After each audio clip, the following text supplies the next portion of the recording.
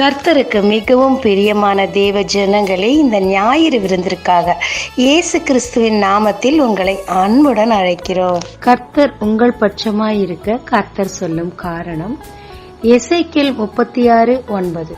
இதோ நான் உங்கள் பட்சத்திலிருந்து உங்களை கண்ணோக்குவேன். இஸ்ரவேல் ஜனங்கள் தேவனுக்கு விரோதமாக முறுமுறுத்து முறையிடும் போது கர்த்தர் அவர்களை சத்துருக்கள் கையில் விட்டுக் கொடுப்பார்.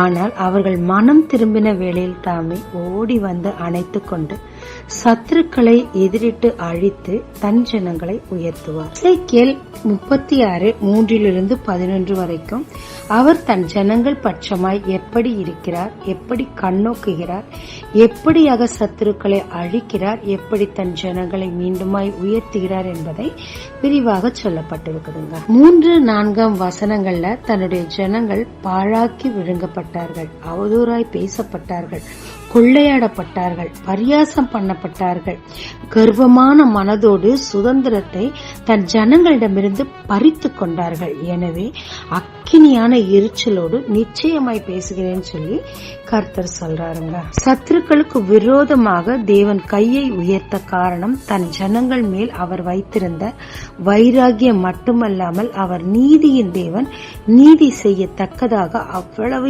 எரிச்சலோடு சத்துருக்களோடு பேசுகிறார். எதிரிகளை அழிக்கவும் தன் ஜனங்களை ஆசீர்வதிக்கவும் வசனம் 7 பிரகாரமாக முதலாக தன்னுடைய கரத்தை உயர்த்துகிறார். அவமானத்தை புறஜாதிகளுக்கு கொடுக்கத்தக்கதாகவே அவர் கரத்தை உயர்த்துகிறார். பார்வோனின் கரம் உயர்ந்திருந்தது. அவன் சர்வ வல்லமை படைத்தவனாக படைகளோடு மிகுந்த பலத்தோடு காணப்பட்டிருந்தான். அவர்களை எதிர்க்க இஸ்ரவேல் ஜனங்களுக்கு பலன் இல்லாதபடியினால் 430 வருடமாக அடிமைத்தனத்தில் கண்ணீரோடு மன அழுத்தத்தில் அத்தனை கொடுமைகளையும் அனுபவித்துக் கொண்டு இருந்தனர். ஆனால் அவர்களுக்கு மேலாக கர்த்தர் வந்து தன் கரத்தை உயர்த்தி தன் ஜனங்களை அவனிடமிருந்து விடுவித்தார். ஆண்டாண்டு காலமாக சத்துருக்கள் உங்களுக்கு விரோதமாக பேசி கொள்ளையடித்து உங்களை மனம் மடிவாக்கி கொண்டிருக்கிறாங்களா? அவங்களை எதிர்க்க உங்களுக்கு பலன் இல்லையா? அவங்களிடத்தில் பணபலம் கூட்டமும் அதிகமா இருக்குதா? கவலையே படாதீங்க. உங்கள் தேவன் அவர்களை பார்க்கிலும் பெரியவர். உலகத்தில் இருப்போனிலும் உங்கள் கர்த்தவர் பெரியவராய் இருக்கிறார். அவனுக்கு விரோதமாக உங்கள் பட்சமாக அவர் தன்னுடைய கரங்களை இந்த நாளில் உயர்த்துகிறார். இப்போது கர்த்தர் தன் ஜனங்களுக்கு செய்வது வசனம் 8 அவர்கள் சமீபித்து வந்து விட்டார்கள் என்று முதல்ல கர்த்தர் சொல்லுகிறார். ஆமாங்க, அதிகப்படியான கொடுமை நாம் அனுபவித்ததுனால கர்த்தரை விட்டு தூரமா இருந்திருந்தா கர்த்தர் நமக்காக எப்படி கிரியை செய்ய முடியும்?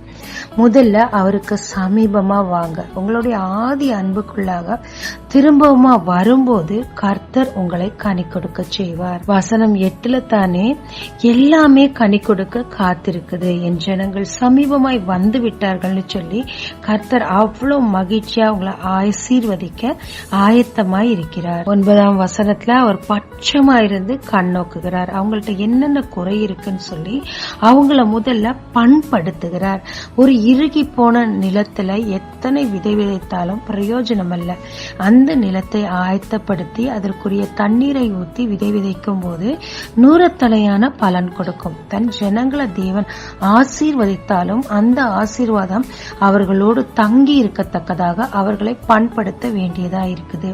அவர்கள் குறைகள் எல்லாவற்றையும் களைந்து போட்டு அவர்கள் கர்த்தருக்குள்ளாக அவர்களை இன்னுமாய் திடப்படுத்த வேண்டியது அவசியமாய் இருக்கிறது. இந்த நாளிலும் நம்மிடம் இருக்கிற குறைகளை கர்த்தரிடத்தில் சொல்லி நம்மை நாம் அவர் பண்படுத்த ஒப்பு கொடுக்கும் போது நம் மூலம் அதிக கனிகளை விளைவிக்கிறவராய் அவர் இருக்கிறார். ஆமாங்க, ரூத்தும் அவாந்தரமான ஒரு வாழ்க்கை தான். வெறுமை, கணவன் இல்ல, தாய் தகப்பனை விட்டாச்சு, நாட்டையும் விட்டாச்சு. நம்பி வந்த மாமியார் பரம ஏழை. ஆனாலும் மாமியாரின் தேவனை பற்றி அவளுக்கு தெரியாவிட்டாலும் முற்றிலும் நம்பி தன்னை அவளுக்கு ஒப்பு கொடுத்தபடினார் அவளுடைய அவாந்தரமான அந்த வாழ்க்கை செழிப்பாய் மாறியது.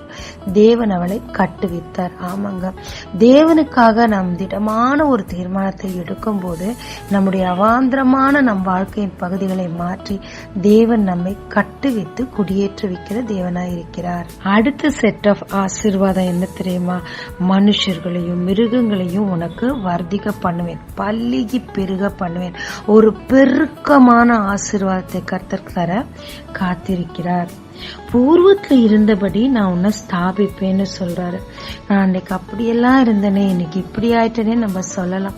ஆனா நாம் தேவனிடத்தில் இருக்கிற ஆதி அன்பை திரும்பவுமாய் பெற்றுக்கொள்ளும் போது தேவனும் ஆவிக்குரிய ஜீவியத்திலையும் மாம்சிகமான ஒரு ஜீவியத்திலையும் நம்முடைய பூர்வத்தில் இருந்தபடி நம்மை ஸ்தாபிக்கிறார். முன்னாடி அப்படி இருந்தேன் இப்படி இருந்தேன்னு சொல்லுவோம் இல்லையா? இப்ப கர்த்தர் சொல்றாரு, முந்தின சீரை பார்க்கிலும் நற்சீர் உண்டாக செய்வேன் அப்படின்னு சொல்றாருங்க.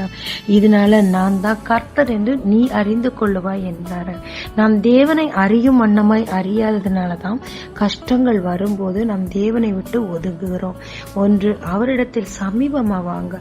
இரண்டாவது, ஆதி அன்போடு கூட வாங்க. பண்படுத்த உங்களை நீங்க ஒப்பு கொடுங்க. அப்போது தேவன் இந்த 2 செட் ஆசீர்வாதங்களையும் நமக்கு கொடுத்து தானே கர்த்தர் என்று நமக்கு மட்டுமல்லங்க, அவர் நம் பட்சமாய் இருக்கிறார் என்பதை எதிரிகளுக்கும் சொல்லி நம்மை ஆசீர்வதிப்பார். ஈசாக்கு ஒரு தவறும் செய்யவில்லை. ஆனால் பொறாமை நிமித்தமாக அவருக்கு எதிரிகள் வந்து கொண்டே இருந்தார். அவர் கையிட்டு செய்யும் காரியமெல்லாம் நூறத்தனையே ஆசீர்வதிக்கப்பட்டது.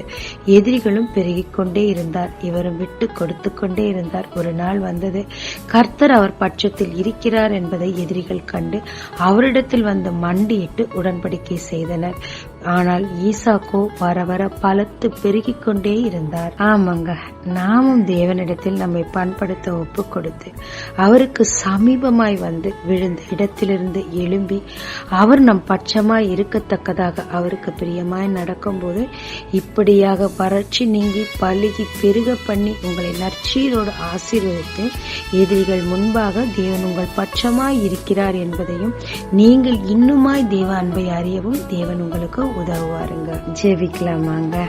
தேவரீர் என்னை வர்த்திக்க பண்ணி பழுகி பெருக பண்ணி என் சத்துருக்களுக்கு விரோதமாக நீர் போராடி என்னை வாழ வைக்க போறதற்காக உண்மை நன்றியோடு கூட ஸ்தோத்திரிக்கிறேன்.